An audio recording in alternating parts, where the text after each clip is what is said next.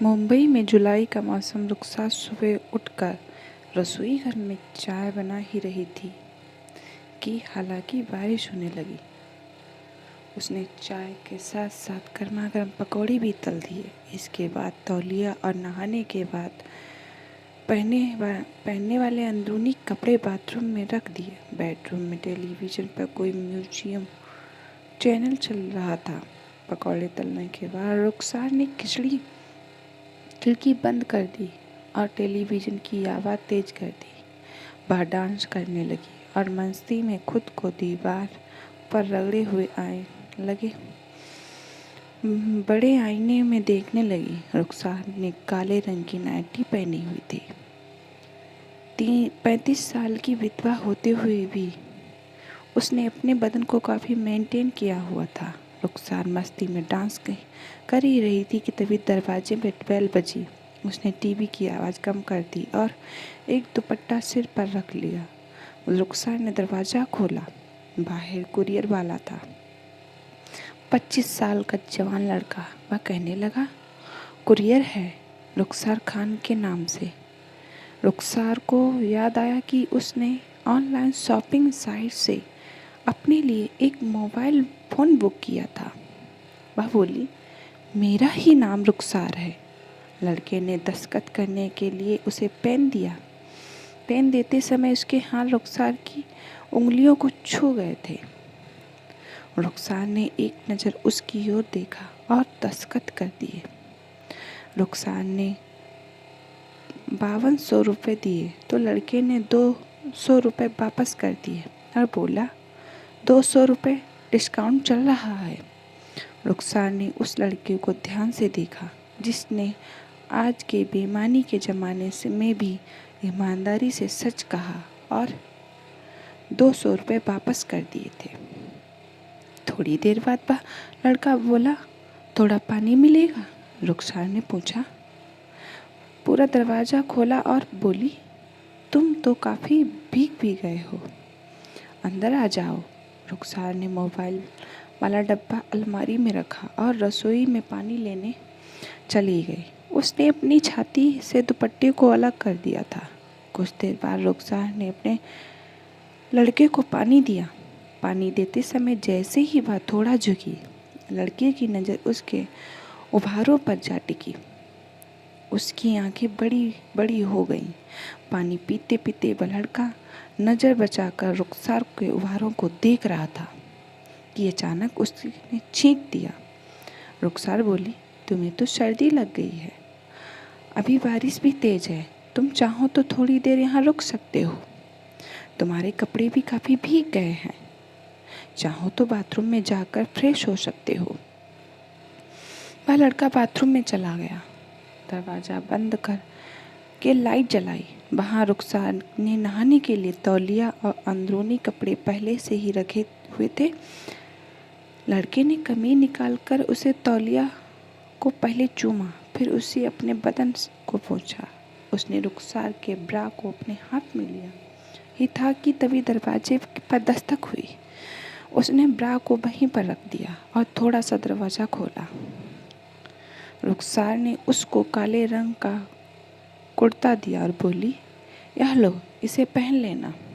लड़के ने वह कुर्ता पहन लिया और अपनी कमीज सूखने के लिए डाल दी। वह बेडरूम में जाकर टेलीविज़न देखने लगा। रुखसार रसोई घर में चाय और पकौड़े ले आई और उससे पूछा, क्या नाम है तुम्हारा? लड़का बोला, जुनैद। कहाँ के रहने वाले हो? आजमगढ़ में। मैं भी आजमगढ़ में रहने वाली हूँ। आजमगढ़ में कहाँ से तुम हो? लालगंज तहसील।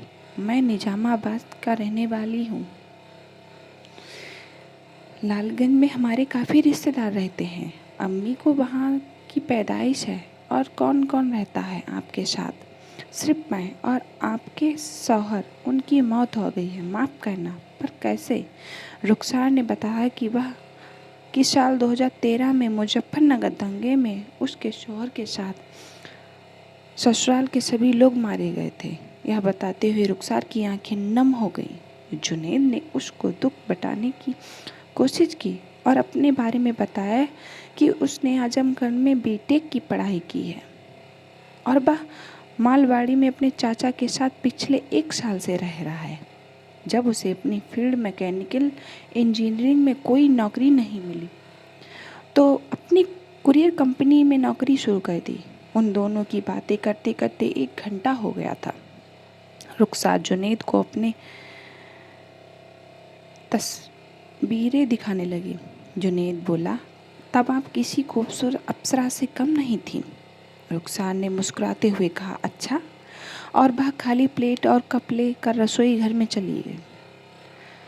अब वह नहाने की तैयारी कर ही रही थी कि जुनैद उस समय की खूबसूरती को निहार रहा था। वह नहाने के लिए जा रही थी कि तभी वापस बेडरूम में गई। जुनैद हैरान रह गया। रुखसार ने पूछा, कैसी लगी निगाह की एल्बम? जुनैद बोला, बहुत खूबसूरत। वह रुखसार के गले के नीचे देख रहा था। वैसे अभी भी आप कुछ कम नहीं है। यह सुनकर रुखसार एक खास अदाब से मुस्कुरा दी। रुखसार नहाने चली गई। कुछ देर बाद बाथरूम से आवाज़ आई, मैं अपना तौलिया लेना भूल गई हूँ, दे दो मुझे। जुनैद ने रुखसार की तौलिया को दे दिया। कुछ देर बाद पानी की आवाज़ें आने लगी। जुनैद ने सोचा कि रुखसार अब नहाने लगी है। वह अपने खूबसूरत बदन पर साबुन लगा रही होगी। कुछ देर बाद पानी की आवाज़ धीमी होकर बंद हो गई।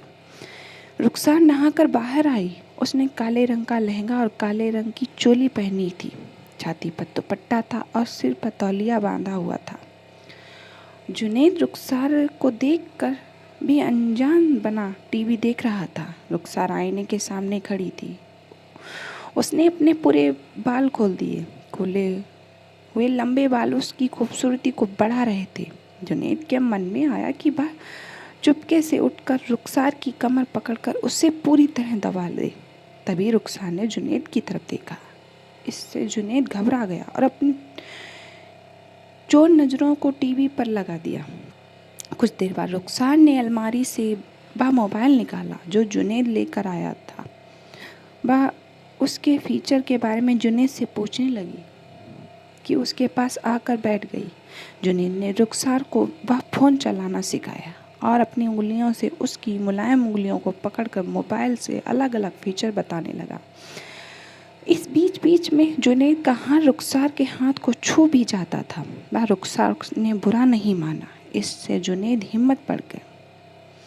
अब वह जानबूझकर उसके हाथ को छूने लगा। धीरे धीरे उसकी नज़रें मोबाइल से डटकर रुखसार के गले के निचले हिस्से की तरफ गईं। इसी तरह दोपहर के 2 बज गए। बारिश धीमी हो गई थी। वे दोनों खाना खाने लगे। जुनैद ने पूछा, आप दोबारा निगाह क्यों नहीं कर लेती? रुखसार बोली, तुमने क्यों नहीं किया अभी तक निगाह? अम्मी तो कई बार जिद कर रही थी निगाह कर लिए, पर मैं ही टाल देता हूँ कि अभी तक कोई लड़की पसंद नहीं आई। जब पसंद आएगी तो कर लूँगा। तो कैसी लड़की पसंद है तुम्हें? रुखसार ने पूछा, वही जो आपकी तरह समझदार हो, घरेलू काम जानती हो, जो मुझे रोज़ गर्मा गर्म चाय और बिल्कुल आप जैसे पकौड़े बनाकर खिला सके। रुखसार उसको भाव समझने हुए बोली, मैं तो तुमसे 10 साल बड़ी हूँ और विधवा भी हूँ। जुनैद बोला, तो क्या हुआ, पर क्या तुम्हारे अब्बू और अम्मी मानेंगे? अरे निगाह मुझे करना है, अम्मी अब्बू को। तुमने वह कहावत नहीं सुनी, जो मियाँ बीवी राजी तो क्या करेगा काजी? शाम के 5 बज चुके थे। तभी जुनैद का फ़ोन आया। उसकी अम्मी ने फ़ोन किया था। वह बात करने के लिए रसोई घर में चला गया।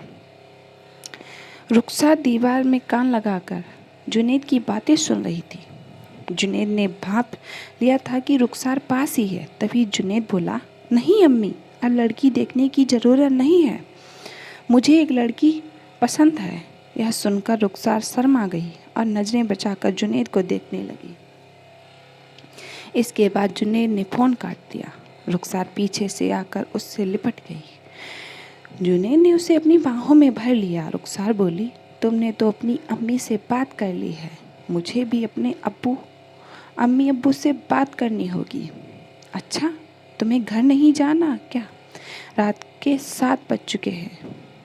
जुनैद ने बताया, चाचा किसी काम से आज बाहर गए हैं, घर में कोई नहीं है, खाना भी बाहर ही खाना होगा। तभी बारिश दोबारा शुरू हो गई। रुखसार ने जुनैद को रोका। वह बोली, अगर बुरा ना मानो तो आज यहीं रुक जाओ। जुनैद को भी मन कर रहा था कि उसके साथ पूरी रात रुकने का। रुखसार ने खीर, पूरी और तरकारी बनाई थी, शायद इसी खुशी में कि उसे जुनैद जैसा जीवन साथी मिल गया था। जुनैद ने खाना खाते हुए कहा, रुखसार तुम खाना बहुत अच्छा बनाती हो, बिल्कुल मेरी अम्मी की तरह। रुखसार ने जुनैद के मुंह में पहली बार अपना नाम सुना। उसे बहुत अच्छा लगा। थोड़ी देर बाद रुखसार अपने अब्बू से फ़ोन पर बात करने बाहर चली गई। जब वह वापस आई तो जुनैद बोला, क्या कहा उन्होंने कहा कि अगर लड़का हमारी बिरादरी का है, नेक है और अपने पैरों पर खड़ा है तो उन्हें कोई एतराज़ नहीं। इतना कहकर रुखसार के चेहरे पर शर्म वाली मुस्कुराहट आ गई। रात के 10 बजे रुखसार बोली, मैं रसोई घर में सो जाती हूँ, तुम यहीं बेडरूम में सो जाओ।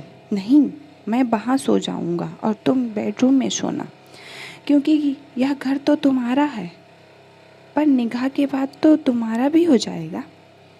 रुखसार के मुंह से निकल गया। यह सुनकर जुनैद ने उसे गले से लगा लिया और उसके गालों पर एक जोरदार चुम्बन जड़ दिया। उसने उसकी छाती का से दुपट्टा अलग कर दिया। रुखसार भी जुनैद से पूरी तरह लिपट गई। जुनैद ने अपने ओठों से उसके गुलाबी ओठों पर रख दिए। रुखसार की आंखें बंद हो गईं। उसके बाद जुनैद ने कमरे की लाइट बंद कर दी। मेरे वीडियो को लाइक एवं सब्सक्राइब करें। धन्यवाद।